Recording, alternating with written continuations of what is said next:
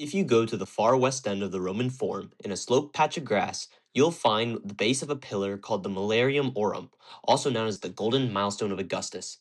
Historians described it as a gilded column, once inscribed with the distances and main paths to the key cities of the empire. Travelers, merchants, and soldiers would know exactly how long it would take to traverse to locations tying everything from movement, money, and power. I'm sitting outside the Milarium, also known as the point where all Roman roads connect. But did you know this fun fact? What started here in Rome actually paved our way to the stars. Let me explain. Chariots in Rome were built wide enough to accommodate the rear ends of two war horses. These chariots created ruts in the Roman roads that subsequently wagons had to match in order to avoid breaking their wheels, thus establishing an informal standard. Centuries later, when British engineers built the first railroads, they used the existing wagon wheel spacing for the International Railroad Gauge, a set distance between the iron rails of 4 feet 8.5 inches. Jump forward in time when NASA's space shuttle program coordinated parts and assembly for their missions, they had to consider how they would transport the solid rocket boosters from their manufacturing in Tikokol, Utah, Thiokol, to their launch site in Kennedy Space Center, Florida. NASA were to have the SRBs shipped via rail, meaning the booster's diameter could not exceed the size allowed by the rail tunnels along the route. I'm at a chariot racing stadium here in Rome called Circus Maximus, and in other words, NASA's limitation was a horse that trotted over 2,000 years ago. We are all shaped by invisible historical forces that influence our daily lives, many of which stemmed from ancient Athens and Rome. In 1936, Sigmund Freud actually speaks to this notion in his letter Disturbance of Memory on the Acropolis, claiming that our psyche is much like a physical city, which is layered, with the foundational structures of our childhood dictating the paths our adult thoughts can take.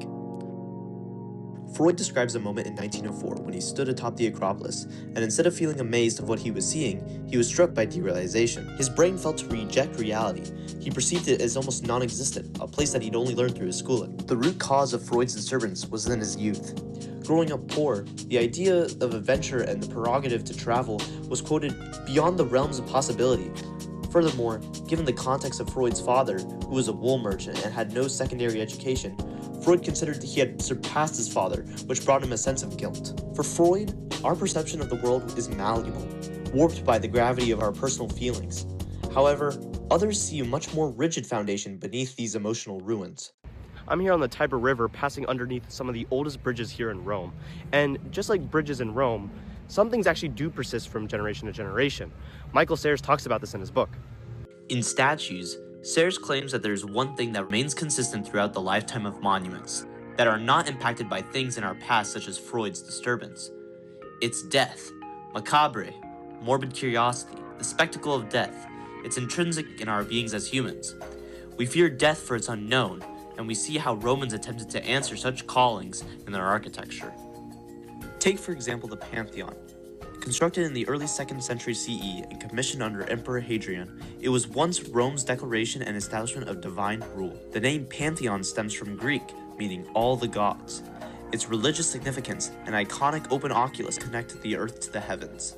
Its materials, including bronze, marble, volcanic ash, and granite, were quarried and taken from across the Mediterranean, such as Egypt, fused with Greco aesthetics, and Corinthian columns. The temple demonstrated world domination and permanence. However, throughout the passing of time, noticeable by the gaps on the side of the building where the neighboring streets and plumbing are raised up, the Pantheon's influence on religion and authority changed, despite remaining structurally the same. In 609 AD, the Byzantine Emperor Phocas gave the Pantheon to Pope Boniface IV. But the Pope didn't tear it down to erase the pagan past, he simply rebranded it, moving remains of the martyrs into the Pantheon to mark its transformation from a pagan temple into a Christian church. Boniface cleansed the temple of its demons, removed the statues of Jupiter and Mars, and officially consecrated it. The All Gods Temple became the All Saints Church. In other words, the hardware remained Roman, but the operating system was updated to Christian. We tend to think of history as a series of starting and stopping, but after visiting Rome and Athens, I've realized that culture is continuous. The past is never truly deleted. It is simply repurposed for the needs of the present. Whether it's the width of a rocket booster or Freud's adult pity, we are operating on tracks laid down long before we were born. Every monument is a tribute to the human fear of the unknown, and with the limited time we have, we embrace the permanence of stone. Rome and Athens aren't ruins, they're foundations, and we are still building on top of them.